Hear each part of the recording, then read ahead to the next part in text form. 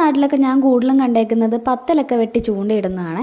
അപ്പോൾ അതിൽ നിന്നൊക്കെ ഒരു ഡിഫറെൻ്റ് ആയിട്ട് ഒരു കാസ്റ്റിംഗ് റോഡ് അല്ലെങ്കിൽ ഒരു ഫിഷിംഗ് റോഡ് വാങ്ങണം എന്നാഗ്രഹമായിട്ട് നമ്മൾ ഡെക്കാത്തലോണിൽ വന്നേക്കുവാണ്. എനിക്കെല്ലാം ആഗ്രഹം വിശേഷനാണ് കേട്ടോ. അപ്പോൾ ഞങ്ങൾ ചെന്ന പാടെ തന്നെ ഫ്രണ്ടിൽ കാസ്റ്റിംഗ് റോഡൊക്കെ വെച്ചിട്ടുണ്ടായിരുന്നു. എനിക്കിതിനെക്കുറിച്ച് വലിയ ഐഡിയ ഇല്ലാത്തതുകൊണ്ട് ഞാൻ ജസ്റ്റ് വിലയൊക്കെ കണ്ടൊന്ന് അന്തം വിട്ടിട്ട് ബാക്കി കാര്യങ്ങൾ നോക്കി പോവുകയാണ് ചെയ്തത്. എന്നെ ഏറ്റവും കൂടുതൽ ആകർഷിച്ചത് ഈ ബാഗുകളാണ് കേട്ടോ. 199 രൂപയ്ക്ക് എല്ലാവരുടെയും കയ്യിൽ യൂഷ്വലുള്ള പോലത്തെ ഒരു കുഞ്ഞ് ബാഗ് അവിടെ ഉണ്ടായിരുന്നു. കണ്ട പാടെ അത് ഞാൻ ഒരെണ്ണം എടുത്തു. എനിക്ക് ഭയങ്കരമായിട്ട് ഇഷ്ടപ്പെട്ടു. അത്യാവശ്യം ക്വാളിറ്റി ഉണ്ട്. ചേട്ടൻ ചൂണ്ട വിട്ടിട്ടില്ല. പിന്നെയും അതിൻ്റെ ഓരോ കാര്യങ്ങളൊക്കെ നോക്കിക്കൊണ്ടിരിക്കുമായിരുന്നു. പക്ഷേ താൽക്കാലികമായിട്ട് ചൂണ്ട വേണ്ടാന്ന് ഞങ്ങൾ തീരുമാനിച്ചിട്ട് അവിടെ ഇരുന്ന ബോളും അതേപോലെ പിള്ളേർ സ്കേറ്റ് ചെയ്യുന്നുണ്ടായിരുന്നു. പിന്നെ അവിടെ 99 റുപ്പീസിൻ്റെ ബോട്ടിൽസ് ഉണ്ടായിരുന്നു.